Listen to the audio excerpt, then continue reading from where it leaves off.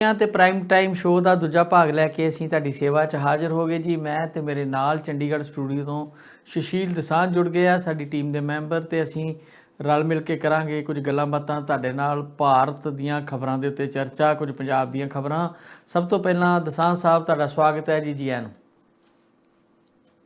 ਬਹੁਤ ਸ਼ੁਕਰੀਆ ਜੀ ਹਰਜੀਤ ਗਿੱਲ ਜੀ, ਤੇ ਟੀਵੀ ਪੰਜਾਬੀ ਦੁਨੀਆ ਦੇ ਸਾਰੇ ਦਰਸ਼ਕਾਂ ਨੂੰ ਵੀ ਚੰਡੀਗੜ੍ਹ ਸਟੂਡੀਓ ਤੋਂ ਸੁਸ਼ੀਲ ਦਸਾਂਝ ਦੀ ਪਿਆਰ ਭਰੀ ਸਤਿ ਸ਼੍ਰੀ ਅਕਾਲ ਜੀ, ਆਦਾਬ ਤੇ ਨਮਸਕਾਰ ਜੀ ਹਰਜੀਤ ਗਿੱਲ ਜੀ। ਮੇਰੇ ਦਰਸ਼ਕਾਂ ਦੇ ਕਮੈਂਟ ਤੋਂ ਪਹਿਲਾਂ ਮੈਂ ਕਮੈਂਟ ਕਰਦਾ, ਅੱਜ ਬਹੁਤ ਖੂਬਸੂਰਤ ਲੱਗ ਰਹੇ ਹੋ। ਮਿਹਰਬਾਨੀ, ਸ਼ੁਕਰੀਆ ਜੀ, ਬਹੁਤ ਮਿਹਰਬਾਨੀ। ਤੇ ਅਸਲ 'ਚ ਰੰਗਾਂ ਦੀ ਖੇਡ ਹੈ ਇਹ, ਹੋਰ ਤਾਂ ਕੁਛ ਨਹੀਂ। ਜੇ ਥੋੜੇ ਕੱਪੜੇ ਹੋਰ ਤਰ੍ਹਾਂ ਦੇ ਹੁੰਦੇ ਆ ਤਾਂ ਬੰਦਾ ਹੋਰ ਤਰ੍ਹਾਂ ਲੱਗਦਾ।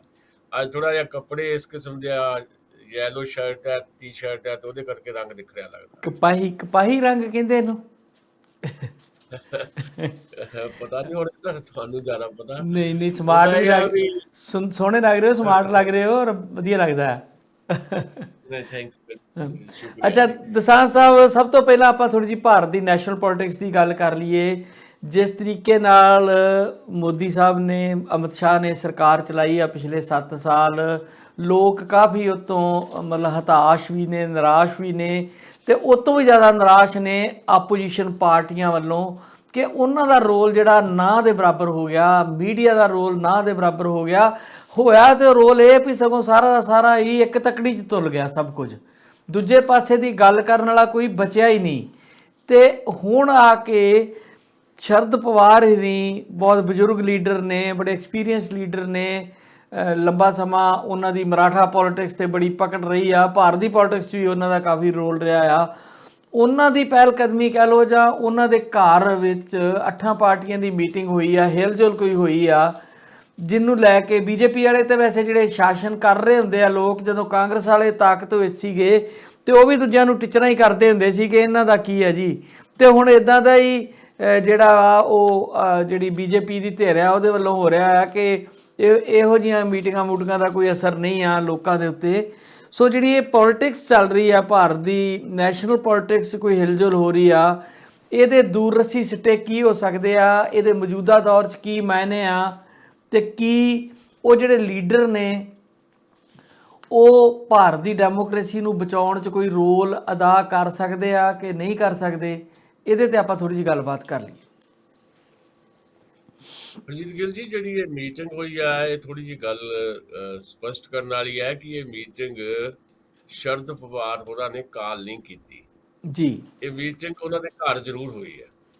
ਇਹ ਮੀਟਿੰਗ ਦਾ ਜਿਹੜਾ ਪ੍ਰਬੰਧ ਹੈ ਉਹ ਰਾਸ਼ਟਰ ਮੰਚ ਇੱਕ ਬਣਿਆ ਹੋਇਆ ਹੈ, ਜਿਹੜਾ ਯਸ਼ਵੰਤ ਸਿਨਹਾ ਹੋਰੀ, ਜਿਹੜੇ ਕਿਸੇ ਵੇਲੇ ਭਾਰਤੀ ਜਨਤਾ ਪਾਰਟੀ ਦੇ ਵੱਡੇ ਲੀਡਰ ਹੁੰਦੇ ਸੀ, ਅੱਜ ਕੱਲ੍ਹ ਤ੍ਰਿਣਮੂਲ ਕਾਂਗਰਸ 'ਚ ਹੈ, ਉਹਨਾਂ ਵੱਲੋਂ ਇੱਕ ਰਾਸ਼ਟਰ ਮੰਚ ਬਣਾਇਆ ਗਿਆ, ਜਿਹਦੇ ਵਿੱਚ ਬਹੁਤ ਸਾਰੇ ਇਸ ਤਰ੍ਹਾਂ ਦੇ ਲੋਕ ਲਏ ਗਏ ਨੇ, ਜਿਹਦੇ 'ਚ ਆਮ ਆਦਮੀ ਪਾਰਟੀ ਦੇ ਸੰਜੇ ਸਿੰਘ ਵੀ ਨੇ, ਕੁਝ ਜਿਹੜੇ ਆਰਟ ਨਾਲ ਜੁੜੇ ਹੋਏ ਲੋਕ ਵੀ ਨੇ, ਰੇਣੂਕਾ ਸਿੰਘ ਵੀ ਹੈ।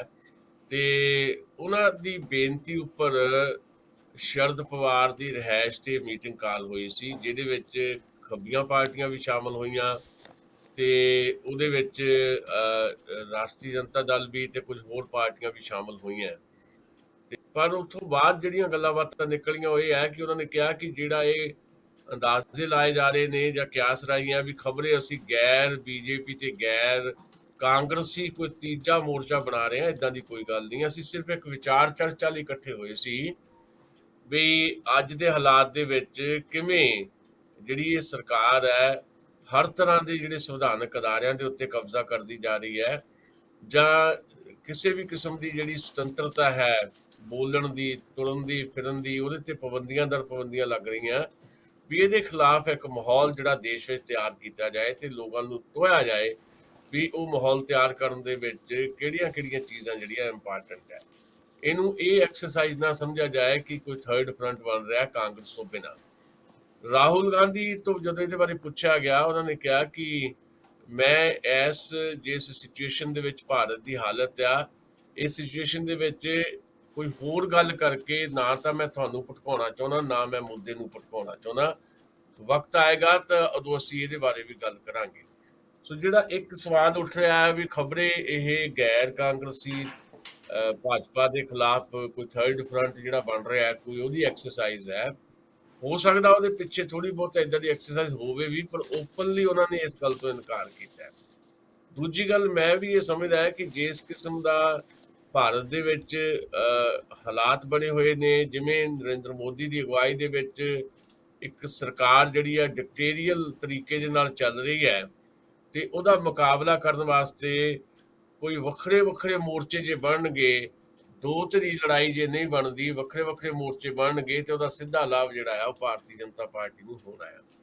ਇਸ ਕਰਕੇ ਦੂਜੀ ਗੱਲ ਜਿਹੜਾ ਮੇਰਾ ਆਪਣਾ ਮਹੱਤਵਪੂਰਨ ਪੁਆਇੰਟ ਹੈ ਉਹ ਇਹ ਹੈ ਵੀ ਜਦੋਂ ਤੁਸੀਂ ਕੋਈ ਮੋਰਚਾ ਬਣਾਉਣਾ ਚਾਹੁੰਦੇ ਹੋ ਸਪੈਸ਼ਲੀ ਐਨਡੀਏ ਦੇ ਖਿਲਾਫ, ਤਾਂ ਉਹਦੇ ਖਿਲਾਫ ਜਿਹੜਾ ਮੋਰਚਾ ਹੈ ਉਹਦਾ ਨਾਂ ਯੂਪੀਏ ਹੋਵੇ ਨਾ ਹੋਵੇ, ਨਾ ਉਹਦਾ ਜਿਹੜਾ ਮਰਜ਼ੀ ਹੋਵੇ, ਪਰ ਉਸ ਮੋਰਚੇ ਦੇ ਵਿੱਚ ਇਸ ਤਰ੍ਹਾਂ ਦੀ ਪੋਲਿਟਿਕਸ ਹੈ ਜਿਹੜੀ ਇਲੈਕਸ਼ਨ ਪੋਲਿਟਿਕਸ ਹੈ, ਕੋਈ ਪੋਲਿਟਿਕਸ ਤਾਂ ਹੈ ਨਹੀਂ, ਪਰ ਇਸ ਤਰ੍ਹਾਂ ਦੀ ਚਲੰਤ ਜੀ ਪੋਲਿਟਿਕਸ ਦੇ ਵਿੱਚ ਵੀ ਜੇ ਐਨਡੀਏ ਦਾ ਮੁਕਾਬਲਾ ਕਰਨਾ, ਤਾਂ ਉਹਦੇ ਮੁਕਾਬਲੇ ਲਈ ਜਿਹੜਾ ਮੋਰਚਾ ਹੋਏਗਾ ਉਹਦਾ ਨਾਂ ਯੂਪੀਏ ਹੋਵੇ ਨਾ ਹੋਵੇ, ਪਰ ਉਹ ਕਾਂਗਰਸ ਪਾਰਟੀ ਤੋਂ ਬਿਨਾਂ ਮੋਰਚਾ ਨਹੀਂ ਹੋ ਸਕਦਾ।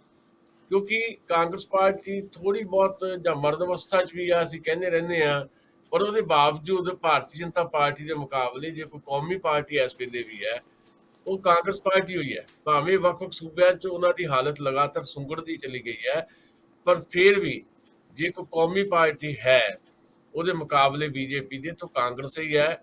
ਚਾਹੇ ਉਹਦਾ ਅਸਰ ਘਟ ਗਿਆ ਜਾਂ ਵੱਧ ਗਿਆ, ਕਿਸੇ ਸੂਬੇ 'ਚ ਥੋੜਾ ਆ, ਕਿਸੇ 'ਚ ਥੋੜਾ ਜ਼ਿਆਦਾ ਆ, ਕਿਸੇ 'ਚ ਹੋਰ ਜ਼ਿਆਦਾ ਹੋ ਸਕਦਾ ਹੈ।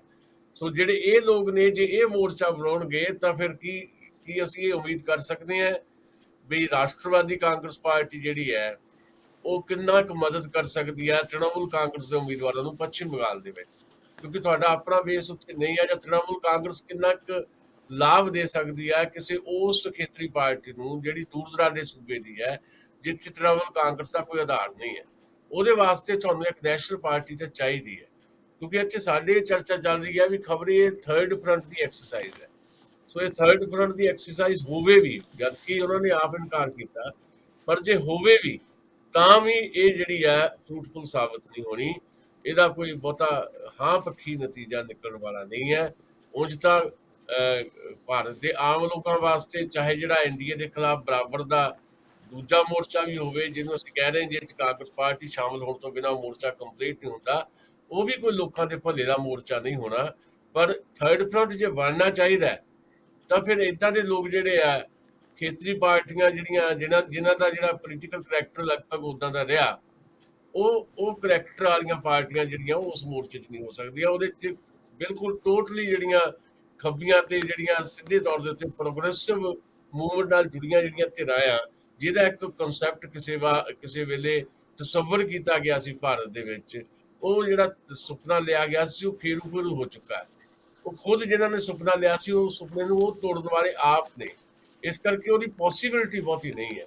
ਪਰ ਜੇ ਥਰਡ ਫਰੰਟ ਤੁਸੀਂ ਖੇਤਰੀ ਪਾਰਟੀ ਨਾਲ ਜੋੜ ਕੇ ਕਾਂਗਰਸ ਨੂੰ ਬਾਹਰ ਰਹਿ ਕੇ ਬਣਾਉਂਦਾ, ਕੋਈ ਵੀ ਧਿਰ ਬਣਾਉਂਦੀ ਹੈ, ਤਾਂ ਉਹਦਾ ਕੋਈ ਇਸ ਤਰ੍ਹਾਂ ਦੀ ਇਲੈਕਟ੍ਰੋਨਿਕ ਜਿਹੜੀ ਪੋਲਿਟਿਕਸ ਹੈ ਇਸ ਵੇਲੇ ਦੀ ਭਾਰਤ ਦੀ, ਉਹਦੇ 'ਚ ਕੋਈ ਬਹੁਤ ਜ਼ਿਆਦਾ ਅਸਰ ਪੈਣ ਵਾਲਾ ਨਹੀਂ ਜੀ। ਦਸਾਂਝ ਸਾਹਿਬ, ਤੁਸੀਂ ਆਪਣੀ ਗੱਲਬਾਤ ਦੇ ਵਿੱਚ ਜਿਹੜੀ ਗੱਲ ਉਭਾਰੀ ਆ ਉਹ ਇਹ ਆ ਕਿ ਜਿਹੜੀ ਨੈਸ਼ਨਲ ਪੋਲਿਟਿਕਸ ਆ ਉਹਦੇ ਵਿੱਚ ਨੈਸ਼ਨਲ ਪਾਰਟੀ ਦਾ ਹੋਣਾ ਜ਼ਰੂਰੀ ਆ। ਮੈਨੂੰ ਯਾਦ ਹੈ ਕਿ 2017 ਦੀਆਂ ਚੋਣਾਂ ਵੇਲੇ ਜਦੋਂ ਪੰਜਾਬ ਦੀ ਇਲੈਕਸ਼ਨ ਦੀ ਗੱਲ ਚੱਲ ਰਹੀ ਸੀ, ਤੇ ਮੇਰੇ ਨਾਲ ਸੀਗੇ ਗੁਰੂ ਨਾਨਕ ਯੂਨੀਵਰਸਿਟੀ ਦੇ ਪੋਲੀਟੀਕਲ ਜਿਹੜਾ ਸਾਇੰਸ ਡਿਪਾਰਟਮੈਂਟ ਹੈ ਉਹਦੇ ਹੈੱਡ ਪ੍ਰੋਫੈਸਰ ਕੁਲਦੀਪ ਸਿੰਘ ਰੀ। ਉਹਨਾਂ ਨੇ ਇੱਕ ਗੱਲ ਕੀਤੀ ਸੀ ਕਿ ਜਿਹੜੀ ਵੀ ਕੋਈ ਨੈਸ਼ਨਲ ਪਾਰਟੀ ਭਾਰਤ ਦੀ ਹੈ ਜਾਂ ਉਹ ਨੈਸ਼ਨਲ ਪਾਰਟੀ ਬਣਨਾ ਚਾਹੁੰਦੀ ਆ, ਸਣੇ ਕੇਜਰੀਵਾਲ ਰਾਂ 'ਤੇ ਵੀ ਉਹਨਾਂ ਦਾ ਸੀਗਾ ਇਸ਼ਾਰਾ ਕਿ ਉਹ ਆਪਣੇ ਆਪ ਨੂੰ ਇੱਕ ਉੱਭਰਦਾ ਹੋਇਆ ਨੈਸ਼ਨਲ ਲੀਡਰ ਬਣਾਉਣਾ ਚਾਹ ਰਹੇ ਆ।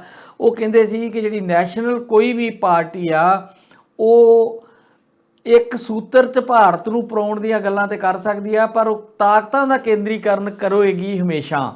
ਤੇ ਭਾਰਤ ਦਾ ਭਵਿੱਖ, ਭਾਰਤ ਦੀ ਡੈਮੋਕ੍ਰੇਸੀ ਦਾ ਭਵਿੱਖ ਜਾਂ ਭਾਰਤ ਦੇ ਫੈਡਰਲ ਢਾਂਚੇ ਦਾ ਭਵਿੱਖ ਤਾਂ ਹੀ ਬਚਣਾ ਆ ਜੇ ਖੇਤਰੀ ਪਾਰਟੀਆਂ ਜਿਹੜੀਆਂ ਨੇ ਆਪੋ ਆਪਣੇ ਸੂਬਿਆਂ 'ਚ ਇੰਨੀਆਂ ਤਾਕਤਵਰ ਹੋਣ ਕਿ ਉਹ ਮਿਲ ਜੁਲ ਕੇ ਸੈਂਟਰ 'ਚ ਇੱਕ ਸਰਕਾਰ ਬਣਾ ਲੈਣ, ਜਿਹੜੇ ਆਪੋ ਆਪਣੇ ਸੂਬਿਆਂ ਦੇ ਆਪੋ ਆਪਣੇ ਖੇਤਰ ਦੇ ਹਿੱਤਾਂ ਦੀ ਰਹਿਨਮਾਈ ਵੀ ਕਰਨ ਤੇ ਦੇਸ਼ ਨੂੰ ਵੀ ਰਲ ਮਿਲ ਕੇ ਚਲਾਉਣ, ਤੇ ਡੈਮੋਕ੍ਰੇਸੀ ਵੀ ਬਚੀ ਰਹੇ ਤੇ ਢਾਂਚਾ ਵੀ ਫੈਡਰਲ ਬਚਿਆ ਰਹੇ।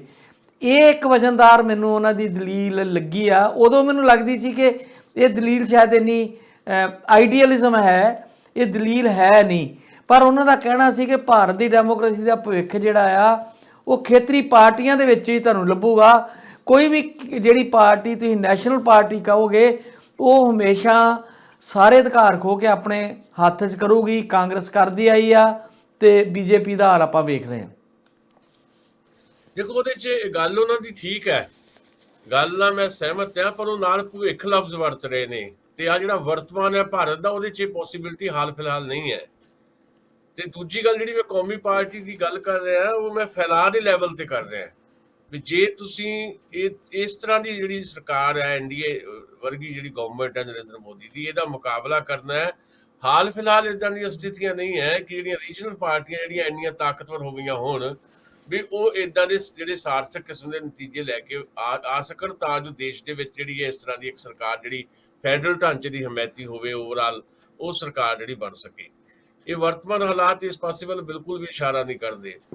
ਦੂਜੀ ਗੱਲ ਇਹ ਹੈ ਕਿ ਖੇਤਰੀ ਪਾਰਟੀਆਂ ਵੀ ਹੌਲੀ ਹੌਲੀ ਜਿੱਦਾਂ ਮੈਚਿਓਰ ਹੁੰਦੀਆਂ ਜਾਂਦੀਆਂ, ਮੈਚਿਓਰ ਦਾ ਮਤਲਬ ਹੈ ਜਿੱਦਾਂ ਦਾ ਸਮਾਂ ਪਾਈ ਜਾਂਦੀਆਂ, ਮੈਚਿਓਰ ਨਹੀਂ ਹੁੰਦੀਆਂ ਉਹ, ਸਗੋਂ ਜਿੱਦਾਂ ਉਹਨਾਂ ਦਾ ਸੱਤਾ ਦਾ ਸਮਾਂ ਵੱਧਦਾ ਚਲਿਆ ਜਾਂਦਾ ਹੈ ਤੇ ਲਗਭਗ ਉਹੀ ਕੁਰੁਚੀਆਂ ਜਿਹੜੀਆਂ ਆ ਨੈਸ਼ਨਲ ਪਾਰਟੀ ਵਾਲੀਆਂ ਉਹ ਸਥਾਨਕ ਪੱਧਰ ਤੇ ਉਹਨਾਂ 'ਚ ਪੈਦਾ ਹੋ ਜਾਂਦੀਆਂ। ਤੁਸੀਂ ਇਹਦੀਆਂ ਐਗਜ਼ਾਮਪਲ ਤੁਸੀਂ ਵੱਖ-ਵੱਖ ਸੂਬਿਆਂ 'ਚ ਦੇਖ ਸਕਦੇ ਹੋ, ਚਾਹੇ ਬਿਹਾਰ ਹੋਵੇ, ਉੱਤਰ ਪ੍ਰਦੇਸ਼ ਹੋਵੇ, ਚਾਹੇ ਪੰਜਾਬ ਹੀ ਹੋਵੇ। ਪੰਜਾਬ ਦੇ ਵਿੱਚ ਵੀ ਜਿਵੇਂ ਟੱਬਰਾਂ ਦਾ ਰਾਜ ਹੋ ਗਿਆ, ਕਾਂਗਰਸ ਪਾਰਟੀ ਚਲੋ ਮੰਨ ਲਿਆ ਅਸੀਂ ਨੈਸ਼ਨਲ ਪਾਰਟੀ ਹੈ, ਪਰ ਉੱਥੇ ਪੰਜਾਬ ਦੇ ਵਿੱਚ ਇਸ ਤਰ੍ਹਾਂ ਦਾ ਬਿਹੇਵ ਅਸੀਂ ਦੇਖ ਰਹੇ ਹਾਂ ਉਹ ਆਪਣੇ ਆਪ ਦੇ ਵਿੱਚ ਹੀ ਬਹੁਤ ਹੀ ਇਸ ਕਿਸਮ ਦਾ ਆ ਕਿ ਇੱਥੇ ਵੀ ਕਬਜ਼ਾ ਜਿਹੜਾ ਆ ਇੱਕ ਟੱਬਰ ਨੇ ਕਰ ਲਿਆ। ਕੈਪਟਨ ਅਮਰਿੰਦਰ ਦਾ ਕਬਜ਼ਾ ਇੱਕ ਕਿਸਮ ਦਾ ਕਾਫੀ ਲੰਬੇ ਸਮੇਂ ਤੋਂ। ਇਹਦੇ ਜਿਹੜੀ ਖੇਤਰੀ ਪਾਰਟੀ ਦੇ ਨਾਂ ਤੇ ਪਾਰਟੀ ਹੈ ਸ਼੍ਰੋਮਣੀ ਅਕਾਲੀ ਦਲ, ਉਹਨੂੰ ਬਾਦਲ ਲਿਮਟਿਡ ਕੰਪਨੀ ਤੱਕ ਕਿਹਾ ਜਾਣ ਲੱਗ ਪਿਆ। ਉਹ ਜਿੰਨੀ ਦੇਰ ਤੱਕ ਖੇਤਰੀ ਪਾਰਟੀਆਂ ਦਾ ਸੁਭਾਅ ਜਿਹੜਾ ਆ ਉਹ ਫੈਡਰਲ ਢਾਂਚੇ ਦੇ ਹੱਕ ਦੇ ਵਿੱਚ ਕਾਗਜ਼ਾਂ ਤੋਂ ਬਾਹਰ ਨਿਕਲ ਕੇ ਜ਼ਮੀਨ 'ਚ ਨਹੀਂ ਆਉਂਦਾ, ਉਨੀ ਦੇਰ ਤੱਕ ਇਹ ਸੁਪਨਾ ਤਾਂ ਸੁਪਨਾ ਹੀ ਰਹਿਣਾ। ਇਸ ਕਰਕੇ ਉਹ ਹਕੀਕਤ ਨਹੀਂ ਬਣ ਸਕਦਾ, ਕਿਉਂਕਿ ਉਹਨਾਂ ਦੀਆਂ ਵੀ ਲਗਭਗ ਉਸੇ ਕਿਸਮ ਦੀਆਂ ਪਹਿਲ ਕਦਮੀਆਂ ਹੋ ਜਾਂਦੀਆਂ। ਇੱਕ ਪਾਸੇ ਕੌਮੀ ਪਾਰਟੀਆਂ ਜਿਹੜੀਆਂ ਸਾਰਾ ਕੇਂਦਰੀਕਰਨ ਕਰ ਲੈਂਦੀਆਂ, ਮਤਲਬ ਹਾਂ ਸੂਬਿਆਂ ਦੇ ਅਧਿਕਾਰ ਜਿਹੜੇ ਮਾੜੇ ਮੋਟੇ ਉਹ ਵੀ ਖੋਣੇ ਆ। ਦੂਜੇ ਪਾਸੇ ਖੇਤਰੀ ਪਾਰਟੀਆਂ ਜਿਹੜੀਆਂ ਜਿਨ੍ਹਾਂ ਦਾ ਉਭਾਰ ਚੰਗਾ ਲੱਗਦਾ ਹੈ ਪਰ ਹੌਲੀ ਹੌਲੀ ਲਗਭਗ ਉਹ ਵੀ ਉਸੇ ਰਵਾਇਤੀ ਕਿਸਮ ਦੀ ਪੋਲਿਟਿਕਸ ਵਿੱਚ ਉਲਝ ਜਾਂਦੀਆਂ ਤੇ ਆਪਣੇ ਪਰਿਵਾਰ ਤੱਕ ਸੀਮਤ ਕਰ ਦਿੰਦੀਆਂ। ਚਾਹੇ ਉਹ ਮੁਲਾਇਮ ਸਿੰਘ ਯਾਦਵ ਦਾ ਟੱਬਰ ਹੋਵੇ ਤੇ ਚਾਹੇ ਬਿਹਾਰ ਦੇ ਵਿੱਚ ਲਾਲੂ ਪ੍ਰਸਾਦ ਦਾ ਟੱਬਰ ਹੋਵੇ ਤੇ ਚਾਹੇ ਪੰਜਾਬ 'ਚ ਬਾਦਲ ਪਰਿਵਾਰ ਹੋਵੇ। ਸੋ ਇਸ ਕਰਕੇ ਉਹ ਹਾਲਾਤ ਹਾਲੇ ਨਹੀਂ ਹੈ। ਖੇਤਰੀ ਪਾਰਟੀਆਂ ਦਾ ਉਭਾਰ ਬੜਾ ਜ਼ਰੂਰੀ ਹੈ ਅੱਜ ਦੇ ਹਾਲਾਤ ਦੇ ਵਿੱਚ, ਪਰ ਨਾਲ ਦੀ ਨਾਲ ਉਹਨਾਂ ਦੇ ਏਜੰਡੇ ਵੀ ਜਿਹੜੇ ਸਾਫ਼ ਹੋਣੇ ਚਾਹੀਦੇ ਆ ਤੇ ਏਜੰਡਿਆਂ ਦੇ ਉੱਤੇ ਜ਼ਮੀਨੀ ਪੱਧਰ ਦੇ ਉੱਤੇ ਅਮਲ ਵੀ ਹੋਣਾ ਚਾਹੀਦਾ, ਨਾ ਕਿ ਉਹ ਕਾਗਜ਼ਾਂ 'ਚ ਹੋਵੇ। ਖੇਤਰੀ ਪਾਰਟੀ ਦੇ ਨਾਂ ਦੇ ਉੱਤੇ ਜੋ ਬਾਦਲ ਨੇ ਕੀਤਾ ਜਾਂ ਸਰਦਾਰ ਸੁਖਬੀਰ ਸਿੰਘ ਬਾਦਲ ਦੀ ਪਾਰਟੀ ਸ਼੍ਰੋਮਣੀ ਅਕਾਲੀ ਦਲ ਨੇ ਕੀਤਾ, ਵੀ ਉਸੇ ਕੌਮੀ ਪਾਰਟੀ ਜਿਹੜੀ ਕੌਮੀ ਪਾਰਟੀ ਉਦੋਂ ਸੀਗੀ ਵੀ ਨਹੀਂ, ਹੁਣ ਤਾਂ ਕੌਮੀ ਪਾਰਟੀ ਹੈ, ਦੇਸ਼ 'ਚ ਰਾਜ ਕਰਦੀ ਹੈ, ਉਹਨੂੰ ਤਾਂ ਕੌਮੀ ਪਾਰਟੀ ਦਾ ਦਰਜਾ ਵੀ ਨਹੀਂ ਸੀ ਹਾਸਲ। ਉਹਨੂੰ ਸੱਤਾ 'ਚ ਲਿਆਉਣ 'ਚ ਦੇਸ਼ ਵਿੱਚ ਵੀ ਤੇ ਪੰਜਾਬ ਦੇ ਵਿੱਚ ਵੀ ਪੈਰ ਧਰਾਵਾ ਉਹਨਾਂ ਨੇ ਕਿਹਨੇ ਕਰਾਇਆ? ਸ਼੍ਰੋਮਣੀ ਅਕਾਲੀ ਦਲ ਨੇ। ਜੇ ਕੋਈ ਅੱਜ ਪੰਜਾਬ ਦੇ ਵਿੱਚ RSS ਦਾ ਜਿਹੜਾ ਦਾਖਲਾ ਆ ਜਾਂ RSS ਦੇ ਜਿਹੜੇ ਜਿਸ ਤਰ੍ਹਾਂ ਦੇ ਪਿੰਡਾਂ ਦੇ ਵਿੱਚ ਦਖਲਅੰਦਾਜ਼ੀ ਦੇ ਮਾਮਲੇ ਸਾਹਮਣੇ ਆਉਂਦੇ ਆ, ਜੇ ਕੋਈ ਉਹਦੇ ਲਈ ਜ਼ਿੰਮੇਵਾਰ ਹੈ ਤਾਂ ਉਹੀ ਖੇਤਰੀ ਪਾਰਟੀ ਹੈ। ਸੋ ਇਸ ਕਰਕੇ ਵਰਤਮਾਨ ਹਾਲਾਤ ਇਸ ਪਾਸੇ ਵੱਲ ਨਹੀਂ ਇਸ਼ਾਰਾ ਕਰਦੇ ਵੀ ਖੇਤਰੀ ਪਾਰਟੀਆਂ ਜਿਹੜੀਆਂ ਕੋਈ ਇਸ ਤਰ੍ਹਾਂ ਦਾ ਜਿਹੜਾ ਮੰਚ ਬਣਾ ਕੇ ਕੋਈ ਬਹੁਤ ਜ਼ਬਰਦਸਤ ਕਿਸਮ ਦੀ ਟੱਕਰ ਦੇਣ ਦੇ ਕਾਬਿਲ ਇਸ ਵੇਲੇ ਹੈਗੀ।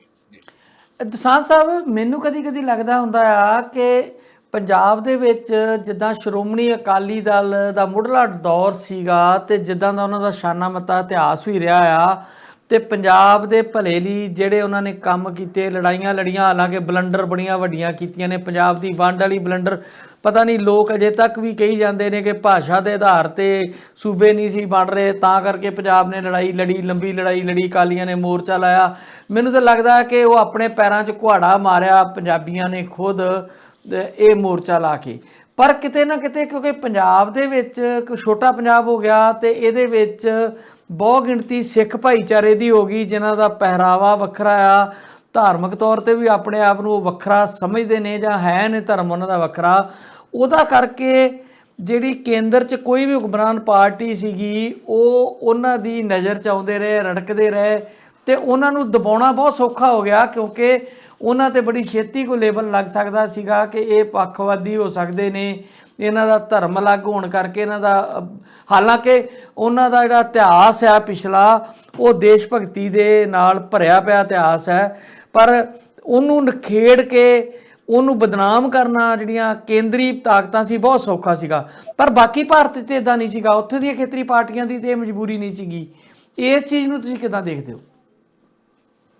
ਦੇਖੋ, ਉਹਦੇ ਚ ਇਹੀ ਹੈ ਬਈ ਜਿੱਦਾਂ ਹੁਣ ਜਿਹੜੀਆਂ ਬਹੁਤੀ ਖੇਤਰੀ ਪਾਰਟੀਆਂ ਦਾ ਉਭਾਰ ਹੈ, ਉਹ ਜਨਤਾ ਪਾਰਟੀ ਦੇ ਜਿਹੜੇ ਟੁੱਟਣ ਚੋਂ ਨਿਕਲ ਕੇ ਆਇਆ। ਆਪਾਂ ਨੂੰ ਪਤਾ ਜਿਹੜਾ ਜੈ ਪ੍ਰਕਾਸ਼ ਨਾਰਾਇਣ ਦਾ ਜਿਹੜਾ ਸਾਰਾ ਇੱਕ ਪੂਰਾ ਦਾ ਪੂਰਾ ਸਮਾਂ ਸੀ, ਉਹਦੇ ਚੋਂ ਜਨਤਾ ਪਾਰਟੀ ਜਿਵੇਂ ਹੋਂਦ ਚ ਆਈ, ਫਿਰ ਜਿਵੇਂ ਟੁੱਟ ਭੱਜ ਹੁੰਦੀ ਹੁੰਦੀ ਜਨਤਾ ਪਾਰਟੀ ਚੋਂ ਭਾਰਤੀ ਜਨਤਾ ਪਾਰਟੀ ਜਿਹੜੀ ਜਨਸੰਘ ਨੇ ਇੱਕ ਕਿਸਮ ਦਾ ਪੂਰੀ ਦੀ ਪੂਰੀ ਉਹਦੀ ਅਪਰੋਚ ਉਹਦੀ ਉਸ ਕਿਸਮ ਦੀ ਸੀ। ਬਾਕੀ ਖੇਤਰੀ ਪਾਰਟੀਆਂ ਜਿਹੜੀਆਂ ਬਹੁਤ ਮਜ਼ਬੂਤ ਕਿਸਮ ਦੀਆਂ ਖੇਤਰੀ ਪਾਰਟੀਆਂ ਦੇ ਤੌਰ ਤੇ ਉੱਭਰੇ, ਜਿਹੜੇ ਲੀਡਰਾਂ ਬਾਰੇ ਆਪਾਂ ਅਕਸਰ ਚਰਚਾ ਕਰਦੇ ਹਾਂ, ਉਹ ਸਾਰੇ ਲੀਡਰ ਉਸ ਮੂਵਮੈਂਟ ਦੇ ਵਿੱਚੋਂ ਨਿਕਲੇ ਆ। ਪਰ ਜਿੱਦਾਂ ਜਿੱਦਾਂ ਦੇਖੋ ਸੱਤਾ ਜਿਹੜੀ ਆ, ਜੇ ਇਹ ਜਿਹੜੀਆਂ ਖੇਤਰੀ ਪਾਰਟੀਆਂ ਇਹਨਾਂ ਦੀ ਤਾਂ ਪੋਲੀਟੀਕਲ ਆਈਡੀਓਲੋਜੀ ਵੀ ਬਹੁਤ ਹੀ ਕਲੀਅਰ ਨਹੀਂ ਸੀ ਹੁੰਦੀ, ਬਹੁਤ ਹੀ ਸਪਸ਼ਟ ਨਹੀਂ ਸੀ ਹੁੰਦੀ। ਪਰ ਜੇ ਅਸੀਂ ਮੁਕਾਬਲੇ 'ਚ ਭਾਵੇਂ ਉਹਨੂੰ ਕੌਮੀ ਪਾਰਟੀ ਕਹੀਏ, ਪਰ ਖੇਤਰੀ ਪਾਰਟੀਆਂ ਵਾਂਗੇ ਸੀ। ਜਿਹੜੀਆਂ ਖੱਬੀਆਂ ਪਾਰਟੀਆਂ ਤੋਂ ਇਹ ਤਵੱਕੋ ਨਹੀਂ ਸੀ ਕੀਤੀ ਜਾ ਸਕਦੀ ਵੀ ਜਿਹੜੀਆਂ ਬਾਕੀ ਖੇਤਰੀ ਪਾਰਟੀਆਂ ਉਹਦੇ ਵਾਂਗ ਉਹ ਬਿਹੇਵ ਕਰਨ। 10 ਸਾਲ 12 ਸਾਲ ਦਾ ਜਿਹੜਾ ਰਾਜ ਪੱਛਮੀ ਬੰਗਾਲ ਦਾ, ਉਸ ਤੋਂ ਬਾਅਦ ਜਿਸ ਤਰ੍ਹਾਂ ਦੇ ਵਿਗਾੜ ਉੱਥੇ ਪੈਦਾ ਹੋਏ, ਸੋ ਉਹ ਜੇ ਖੱਬੀਆਂ ਪਾਰਟੀਆਂ 'ਚ ਵਿਗਾੜ ਪੈਦਾ ਹੋ ਸਕਦੇ, ਜਿਹਦੇ ਸਿੱਟੇ ਦੇ ਤੌਰ ਤੇ ਅੱਜ ਅਸੀਂ ਦੇਖਦੇ ਹਾਂ ਵੀ ਦੇਸ਼ ਪੱਧਰ ਤੇ ਖੱਬੀਆਂ ਪਾਰਟੀਆਂ ਗੈਰ ਪ੍ਰਸੰਗਕ ਦਿਖਾਈ ਦੇ ਰਹੀਆਂ। ਤਾਂ ਇਹ ਜਿਹੜੀਆਂ ਖੇਤਰੀ ਪਾਰਟੀਆਂ, ਇਹਨਾਂ ਦੇ ਤਾਂ ਵਿਗਾੜ ਆਉਣੇ ਹੀ ਆਉਣੇ ਸੀ। ਜਿੱਦਾਂ ਸੱਤਾ ਜਿਹੜੀ ਹੈ ਉਹ ਤੁਹਾਡੇ ਉੱਪਰ ਚੜ੍ਹਦੀ ਚਲੀ ਜਾਂਦੀ ਹੈ। ਸੱਤਾ ਮੈਂ ਅੱਗੇ ਵੀ ਗੱਲ ਕਹਿੰਦਾ ਹੁੰਦਾ, ਸੱਤਾ ਤਾਂ ਬਹੁਤ ਪ੍ਰਾਇਮਰੀ ਯੂਨਿਟ ਦੇ ਵਿੱਚ ਵੀ ਜਿਹੜਾ ਹੈ ਟਰਬਲ ਪੈਦਾ ਕਰਦੀ ਹੈ। ਸੁਸਾਇਟੀ ਦੇ ਪ੍ਰਾਇਮਰੀ ਯੂਨਿਟ ਦੇ ਵਿੱਚ, ਤੁਹਾਡੇ ਪਰਿਵਾਰ ਦੇ ਵਿੱਚ ਵੀ। ਜਦੋਂ ਤੁਸੀਂ ਇੱਕ ਸਟੇਟ ਦੇ ਵਿੱਚ, ਇੱਕ ਸੂਬੇ ਦੇ ਵਿੱਚ ਸੱਤਾਧਾਰੀ ਹੋ ਜਾਂਦੇ ਹੋ, ਫਿਰ ਉਹ ਚੀਜ਼ਾਂ ਬਦਲਦੀਆਂ ਚਲੀਆਂ ਜਾਂਦੀਆਂ। ਤੁਹਾਡੇ ਜਿਹੜੇ ਸੁਪਨੇ ਹੁੰਦੇ ਲਏ ਹੋਏ, ਕਿਸ ਵੇਲੇ ਲਾਲੂ ਪ੍ਰਸਾਦ ਯਾਦਵ ਨੂੰ ਸੁਣਿਓ ਤੁਸੀਂ, ਜਦੋਂ ਵਿਦਿਆਰਥੀ ਰਾਜਨੀਤੀ ਦੇ ਵਿੱਚੋਂ ਇੱਧਰ ਇਸ ਪਾਸੇ ਵੱਲ ਨੂੰ ਆਏ, ਪੋਲਿਟਿਕਸ 'ਚ ਆਏ, ਤੇ ਉਹ ਪਹਿਲਾ ਸਮਾਂ ਸੀ ਜਿਹੜਾ, ਜਾਂ ਪਹਿਲਾ ਸਮਾਂ ਜਾਰਜ ਫਰਨਾਂਡਿਸ ਦਾ ਤੁਸੀਂ ਦੇਖੋਗੇ, ਨਤੀਸ਼ ਕੁਮਾਰ ਦਾ ਦੇਖੋਗੇ, ਮੁਲਾਇਮ ਸਿੰਘ ਯਾਦਵ ਦਾ ਦੇਖੋਗੇ, ਤੇ ਅੱਜ ਉਹਨਾਂ ਦਾ ਬਿਹੇਵ ਤੇ ਉਸ ਵੇਲੇ ਦੇ ਬਿਹੇਵ ਦੇ ਵਿੱਚ ਜ਼ਮੀਨ ਅਸਮਾਨ ਦਾ ਫਰਕ ਹੈ। ਸੁਪਨੇ ਜਿਹੜੇ ਆ ਉਹ ਜਿਹੜੇ ਹੌਲੀ ਹੌਲੀ ਧਾਰਾਸ਼ਾਹੀ ਹੁੰਦੇ ਚਲੇ ਜਾਂਦੇ ਆ, ਬਦਲਦੇ ਚਲੇ ਜਾਂਦੇ ਆ, ਤੇ ਪ੍ਰਾਇਓਰਟੀਜ਼ ਚੇਂਜ ਹੁੰਦੀਆਂ ਚਲੀਆਂ ਜਾਂਦੀਆਂ, ਕਿਉਂਕਿ ਤੁਸੀਂ ਕਿਸੇ ਇੱਕ ਆਈਡੀਓਲੋਜੀਕਲ ਲੈਵਲ ਦੇ ਉੱਤੇ ਸਟੈਂਡ ਲਗਾਤਾਰ ਨਹੀਂ ਕਰਦੇ। ਤੁਹਾਡਾ ਸਾਰਾ ਕੁਝ ਥਿੜਕਦਾ ਚਲਿਆ ਜਾਂਦਾ ਹੈ, ਤੇ ਫਿਰ ਉਹ ਟੱਬਰਦਾਰੀ ਜਿਹੜੀ ਹੈ, ਜਿੱਥੇ ਕੌਮੀ ਪੱਧਰ ਦੇ ਉੱਤੇ ਟੱਬਰਦਾਰੀ ਜਿਵੇਂ ਕਾਂਗਰਸ ਪਾਰਟੀ ਹੈ, ਤੇ ਖੇਤਰੀ ਪਾਰਟੀਆਂ 'ਚ ਫਿਰ ਟੱਬਰਦਾਰੀ ਭਾਰੂ ਹੁੰਦੀ ਚਲੀ ਜਾਂਦੀ ਹੈ।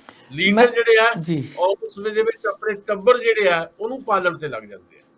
ਮੈਂ ਰੁਕਣਾ ਚਾਹੁੰਦਾ ਸੀ ਇੱਥੇ, ਇੱਕ ਵਾਰ ਸਵਾਲ 'ਚੋਂ ਸਵਾਲ ਫਿਰ ਮੈਨੂੰ ਆ ਗਿਆ, ਤੇ ਆਪਾਂ ਛੋਟਾ ਬਰੀਫ ਕਰਕੇ ਇੱਕ ਬ੍ਰੇਕ ਲਵਾਂਗੇ। ਮੈਂ ਕਿਸੇ ਹੋਰ ਸੰਦਰਭ 'ਚ ਕਾਹਲੋਂ ਸਾਹਿਬ ਨਾਲ ਗੱਲ ਕਰ ਰਿਹਾ ਸੀਗਾ, ਇਹੀ ਇਸ਼ੂ ਸੀਗਾ ਲਗਭਗ, ਕਿ ਜਿਵੇਂ ਤੁਸੀਂ ਦੱਸਿਆ ਕਿ ਜੈ ਪ੍ਰਕਾਸ਼ ਨਾਰਾਇਣ ਦੀ ਮੂਵਮੈਂਟ ਵੇਲੇ ਜਿਹੜੇ ਨੇਤਾ ਲੋਕ ਆਏ ਤੇ ਅੱਜ ਜੋ ਆਏ, ਉਹ ਇਸ ਚੀਜ਼ ਨੂੰ ਬਚਵੀਂ ਵਿਚਾਰਧਾਰਾ ਵਾਲੇ ਲੋਕਾਂ ਤੇ ਵੀ ਲਾਗੂ ਕਰਕੇ ਵੇਖ ਰਹੇ ਸੀ। ਕਹਿੰਦੇ ਉਮਰ ਦਾ ਇੱਕ ਤਕਾਜ਼ਾ ਹੁੰਦਾ, ਜਦੋਂ ਅਸੀਂ 30 32 25 ਸਾਲ ਦੇ ਸੀ, ਜੋ ਸੋਚਦੇ ਸੀਗੇ 40 ਸਾਲ 'ਚ ਉੱਦਾਂ ਨਹੀਂ ਸੀ ਸੋਚਦੇ, ਤੇ ਜ਼ਿੰਦਗੀ ਦੇ ਐਕਸਪੀਰੀਅੰਸ ਨਾਲ ਹੁਣ ਆਪਾਂ ਉੱਦਾਂ ਨਹੀਂ ਸੋਚਦੇ। ਭਾਵੇਂ ਕੋਈ ਵਿਚਾਰਧਾਰਾ ਉਸ ਦੇ ਉੱਤੇ ਪਹਿਰਾ ਦੇਣ ਵਾਲਾ ਵਿਅਕਤੀ ਵੀ ਹੋਵੇ, ਉਹਦੇ ਵੀ ਵਿਚਾਰ ਬਦਲਦੇ ਰਹਿੰਦੇ ਨੇ। ਤੇ ਇਹ ਪੋਲੀਟੀਕਲ ਪਾਰਟੀਆਂ ਜਿਨ੍ਹਾਂ ਦੀ ਵਿਚਾਰਧਾਰਾ ਹੀ ਕੋਈ ਨਹੀਂ, ਤੇ ਫਿਰ ਉਹ ਟੱਬਰਵਾਦ ਵੱਲ ਬਦਲ ਗਈਆਂ, ਪੈਸਾ ਇਕੱਠਾ ਕਰਨ ਲੱਗ ਪਏ, ਵੱਡੇ ਬਿਜ਼ਨਸ ਖੜੇ ਕਰਨ ਲੱਗ ਪਏ। ਇਹਨਾਂ ਦਾ ਤੇ ਕੰਪੇਅਰ ਕਰਨਾ ਹੀ ਅਜੀਬ ਹੈ। ਪਰ ਉਮਰ ਦਾ ਤਕਾਜ਼ਾ ਜਾਂ ਜਿਹੜੀ ਸਮਾਂ ਜਿਹੜਾ ਉਹ ਆਂਦੇ ਬੜਾ ਬਲਵਾਨ ਹੁੰਦਾ, ਉਹ ਵੀ ਕਿਤੇ ਨਾ ਕਿਤੇ ਇਹ ਜਿਹੜੇ ਅੱਜ ਫਾਇਰ ਬ੍ਰਾਂਡ ਲੀਡਰ ਲੱਗਦੇ ਆ, ਜਦੋਂ ਇਹਨਾਂ ਨੂੰ 10 ਸਾਲਾਂ ਬਾਅਦ ਵੇਖਾਂਗੇ ਤੇ ਕੁਝ ਹੋਰ ਨਜ਼ਰ ਆਉਣਗੇ। ਕਈ ਵਾਰ ਆਪਾਂ ਇਹ ਵੀ ਕਹਿੰਦੇ ਹੁੰਦੇ ਆ ਕਿ ਜੇ ਭਗਤ ਸਿੰਘ ਹੀ ਜੀਂਦੇ ਰਹਿ ਜਾਂਦੇ ਤੇ ਕੀ ਪਤਾ ਉਹ ਵੀ ਇਸੇ ਪੋਲਿਟਿਕਸ ਦਾ ਹਿੱਸਾ ਹੁੰਦੇ ਤੇ ਜਨਸੰਘ ਵੱਲੋਂ ਇਲੈਕਸ਼ਨ ਲੜ ਦਿੰਦੇ। ਇਹ ਪੋਸੀਬਿਲਿਟੀ ਨਹੀਂ ਹੈ। ਦੇਖੋ, ਜਿਹੜੀ ਆਈਡੀਓਲੋਜੀਕਲ ਲੈਵਲ ਦੇ ਉੱਤੇ ਜਿਹੜੀ ਇੱਕ ਪੂਰੀ ਦੀ ਪੂਰੀ ਸਮਝਦਾਰੀ ਹੁੰਦੀ ਹੈ, ਉਹ ਸਾਹਮਣੇ, ਜੇ ਮੈਂ ਖੱਬੀਆਂ ਪਾਰਟੀ ਦਾ ਜ਼ਿਕਰ ਵੀ ਕੀਤਾ, ਤਾਂ ਉਸ ਕਿਸਮ ਦਾ ਬਦਲਾਅ ਤਾਂ ਉੱਥੇ ਨਹੀਂ ਸੀ ਨਾ ਜਿਸ ਕਿਸਮ ਦਾ ਖੇਤਰੀ ਪਾਰਟੀ ਦੇ ਇਸ ਲੀਡਰਸ਼ਿਪ ਦੇ ਵਿੱਚ ਸੀ। ਸੋ ਇਸ ਕਰਕੇ ਉਹਨੂੰ ਕੰਪੇਅਰ ਤਾਂ ਲਾਜ਼ਮੀ ਤੌਰ ਤੇ ਨਹੀਂ ਕੀਤਾ ਜਾ ਸਕਦਾ। ਵਿਗਾੜਾਂ ਦਾ ਮਾਮਲਾ ਹੈ, ਸੱਤਾ ਵਿਗਾੜ ਤਾਂ ਪੈਦਾ ਕਰਦੀ ਹੈ, ਤੇ ਇਸ ਕਰਕੇ ਜਿਹੜਾ ਤੁਸੀਂ ਭਗਤ ਸਿੰਘ ਹੋਰਾਂ ਬਾਰੇ ਜ਼ਿਕਰ ਕੀਤਾ, ਉਹ ਤਾਂ ਗੱਲ ਕਰਨੀ ਵੈਸੇ ਵਾਜਬ ਨਹੀਂ। ਉਹਨਾਂ ਦੇ ਸਾਥੀ ਜਿਹੜੇ ਆਪਣੇ ਸ਼ਿਵ ਵਰਮਾ ਤੇ ਪੰਡਿਤ ਕਿਸ਼ੋਰੀ ਲਾਲ ਪੰਜਾਬ ਤੋਂ ਸੀ, ਸ਼ਿਵ ਵਰਮਾ ਉੱਤਰ ਪ੍ਰਦੇਸ਼ ਤੋਂ ਸੀ, ਉਹ ਉਦੋਂ ਨਾਬਾਲਗ ਸੀਗੇ, ਇਸੇ ਕਰਕੇ ਫਾਂਸੀ ਤੋਂ ਬਚ ਗਏ। ਉਹ ਆਖਰੀ ਉਮਰ ਤੱਕ, ਆਖਰੀ ਦਮ ਤੱਕ ਆਪਣੀ ਵਿਚਾਰਧਾਰਾ ਤੇ ਪਹਿਰਾ ਦਿੰਦੇ ਰਹੇ ਆ, ਜਦਕਿ ਉਦੋਂ ਉਹ ਨਾਬਾਲਗ ਸੀ। ਚਾਹੇ ਉਹ ਸ਼ਿਵ ਵਰਮਾ ਸੀ, ਚਾਹੇ ਪੰਡਿਤ ਕਿਸ਼ੋਰੀ ਲਾਲ ਸੀ। ਪ੍ਰੋਫੈਸਰ ਜਗੀਰ ਕਾਹਲੋਂ ਦਾ ਤੁਸੀਂ ਜ਼ਿਕਰ ਕੀਤਾ, ਉਹ ਚੰਗੀ ਤਰ੍ਹਾਂ ਸਾਰੇ ਮਾਮਲਿਆਂ ਨੂੰ ਜਾਣਦੇ ਆ। ਸੋ ਅਲਟੀਮੇਟਲੀ ਜਿਹੜੇ ਆਈਡੀਓਲੋਜੀਕਲ ਲੈਵਲ ਦੇ ਉੱਤੇ, ਖਾਸ ਤੌਰ ਤੇ ਕਮਿਊਨਿਸਟ ਵਿਚਾਰਧਾਰਾ ਦੀ ਜਿਹੜੀ ਆਪਾਂ ਗੱਲ ਕਰ ਰਹੇ ਹਾਂ, ਮੁਕਾਬਲਤਨ ਜੇ ਤੁਸੀਂ ਦੇਖੋਗੇ, ਹਾਲੇ ਵੀ ਚਾਹੇ ਕੁਝ ਸੱਤਾ 'ਚ ਹੁੰਦਾ ਵਿਗਾੜ ਆਏ ਹੋਣਗੇ, ਹਾਲੇ ਵੀ ਮਤਲਬ ਇੱਕ ਅੱਧੇ ਬੰਦੇ ਨੂੰ ਛੱਡ ਕੇ ਸਹੁੰ ਖਾਈ ਜਾ ਸਕਦੀ ਇਹਨਾਂ ਲੋਕਾਂ ਬਾਰੇ ਵੀ ਇਹ ਉਸ ਕਿਸਮ ਦੇ ਬੰਦੇ ਨਹੀਂ, ਉਸ ਕਿਸਮ ਦੀ ਜਿਹੜੀ ਪੋਲੀਟੀਕਲ ਕਰਪਸ਼ਨ ਹੈ ਇਹ ਇਹਨਾਂ ਦੇ ਲਾਗਿਓ ਨਹੀਂ ਲੰਘੀ। ਠੀਕ ਹੈ, ਇੱਕ ਦੋ ਮਾਮਲੇ ਹੋ ਸਕਦੇ ਆ, ਹੋਰ ਥਾਂ ਤੇ ਹੋ ਸਕਦੇ ਆ, ਪਰ ਮੁਕੰਮਲ ਕਰਪਟ ਹੋ ਜਾਣਾ ਸਾਰਾ ਕੁਝ, ਤੇ ਸਾਰਾ ਕੁਝ ਉਸ ਤਰੀਕੇ ਨਾਲ ਵਾਪਰਦਾ ਜਿੱਦਾਂ ਦੇਸ਼ ਦੇ ਵਿੱਚ ਬਾਕੀ ਧਿਰਾਂ ਦੇ ਨਾਲ ਵਾਪਰ ਰਿਹਾ, ਜਾਂ ਉਹ ਸਾਰਾ ਕੁਝ ਹੈ। ਦੂਜਾ, ਉਮਰ ਦਾ ਤਕਾਜ਼ਾ ਲਾਜ਼ਮੀ ਤੌਰ ਤੇ ਹੁੰਦਾ, ਨੋ ਡਾਊਟ। ਚੀਜ਼ਾਂ ਬਦਲਦੀਆਂ ਰਹਿੰਦੀਆਂ, ਚੀਜ਼ਾਂ ਨੂੰ ਬਦਲਣਾ ਚਾਹੀਦਾ ਵੀ ਹੈ, ਇਹ ਕੁਦਰਤੀ ਵੀ ਹੈ ਤੇ ਸਾਇੰਟੀਫਿਕਲੀ ਵੀ ਹੈ, ਵਿਗਿਆਨਕ ਵੀ ਹੈ। ਪਰ ਤੁਹਾਡੀ ਬੇਸਿਕ ਜਿਹੜੀ ਤੁਹਾਡੀ ਆਈਡੀਓਲੋਜੀ ਹੈ, ਉਹ ਜਿਹੜੀ ਬੇਸਿਕ ਆਈਡੀਓਲੋਜੀ ਜਿਹੜੀ ਹੈ ਉਹ ਨਹੀਂ ਬਦਲਦੀ ਹੁੰਦੀ। ਖਾਸ ਤੌਰ ਤੇ ਪ੍ਰੋ ਪੀਪਲ ਆਈਡੀਓਲੋਜੀ, ਉਸ ਆਈਡੀਓਲੋਜੀ ਦੇ ਉੱਤੇ ਖੜ ਕੇ ਤੁਸੀਂ ਆਉਣ ਵਾਲੇ ਸਮੇਂ 'ਚ ਵੱਖ-ਵੱਖ ਸਮੇਂ ਦੀਆਂ ਵੱਖ-ਵੱਖ ਚੁਣੌਤੀਆਂ ਨੂੰ ਵੱਖ-ਵੱਖ ਤਰੀਕਿਆਂ ਨਾਲ ਫੇਸ ਕਰ ਸਕਦੇ ਹੋ। ਪਰ ਬੇਸਿਕ ਆਈਡੀਓਲੋਜੀ ਜਿਹੜੀ ਆ ਮਨੁੱਖ ਦੇ ਭਲੇ ਵਾਲੀ, ਜਦੋਂ ਉਹ ਬਦਲ ਗਈ ਤੇ ਆਪਣੇ ਘਰ ਭਰਨ ਦੀ ਜਿਹੜੀ ਪੂਰੀ ਦੀ ਪੂਰੀ ਕਸਰਤ ਸ਼ੁਰੂ ਹੋ ਗਈ, ਫਿਰ ਚੀਜ਼ਾਂ ਇਸੇ ਤਰ੍ਹਾਂ ਹੁੰਦੀਆਂ ਜਿੱਦਾਂ ਹੁਣ ਹੈਗੀਆਂ। ਬਿਲਕੁਲ ਠੀਕ ਹੈ ਜੀ, ਆਪਾਂ ਇੱਕ ਬ੍ਰੇਕ ਲੈਂਦੇ ਹਾਂ, ਬ੍ਰੇਕ ਤੋਂ ਬਾਅਦ ਗੱਲ ਕਰਦੇ ਹਾਂ ਦੁਬਾਰਾ। ਭਗਤ ਸਿੰਘ ਇੱਕ ਐਸਾ ਆਈਕਨ ਆ ਜਿਹਦੇ ਬਾਰੇ ਗੱਲ ਕਰਦਿਆਂ ਵੀ ਉਸ ਤਰ੍ਹਾਂ ਦਾ ਅਹਿਸਾਸ ਹੋ ਜਾਂਦਾ ਹੈ ਸਭ ਨੂੰ, ਜਿਸ ਤਰ੍ਹਾਂ ਕਿਸੇ ਧਾਰਮਿਕ ਆਗੂ ਦੇ ਉੱਤੇ ਵੀ ਗੱਲ ਕਰਨ ਲੱਗਿਆ ਲੋਕ ਡਰਦੇ ਨੇ। ਤੇ ਜੇ ਭਗਤ ਸਿੰਘ ਦੇ ਵਿਚਾਰਾਂ ਦੀ ਗੱਲ ਕਰੀਏ, ਉਹਨਾਂ ਦੀ ਜ਼ਿੰਦਗੀ ਦੀ ਗੱਲ ਕਰੀਏ, ਤੇ ਫਿਰ ਬਹੁਤ ਮਹੱਤਵਪੂਰਨ ਚੀਜ਼ ਹੈ ਸਾਡੇ ਵਾਸਤੇ। ਪਰ ਜਿਸ ਤਰੀਕੇ ਨਾਲ ਜੇ ਉਹਨਾਂ ਦੇ ਪਰਿਵਾਰਕ ਬਾਅਦ ਦੀ ਗੱਲਾਂ ਕਰ ਲਈਏ, ਜਗਮੋਹਨ ਪ੍ਰੋਫੈਸਰ ਨੂੰ ਛੱਡ ਲਈਏ ਤੇ ਬਾਕੀ ਪਰਿਵਾਰ ਦਾ ਜੇ ਆਪਾਂ ਸਾਰਾ ਕੁਝ ਵੇਖ ਲਈਏ, ਤੇ ਫਿਰ ਲੱਗਦਾ ਤੇ ਕਿਤੇ ਇਦਾਂ ਹੀ ਆ ਵੀ ਸਮਾਂ ਬਦਲਦਾ ਤੇ ਪਰਿਵਾਰ ਵੀ ਬਦਲਦੇ ਆ, ਆਈਡੀਓਲੋਜੀ ਵੀ ਬਦਲਦੀ, ਬੜਾ ਕੁਝ ਬਦਲਦਾ। ਸੋ ਆਪਾਂ ਬ੍ਰੇਕ ਲੈਂਦੇ ਹਾਂ ਜੀ, ਉਸ ਤੋਂ ਬਾਅਦ ਬਾਕੀ ਗੱਲਾਂ ਬਾਤਾਂ ਜਿਹੜੀਆਂ ਇਸ ਤਰ੍ਹਾਂ ਕਰਾਂਗੇ ਜੀ।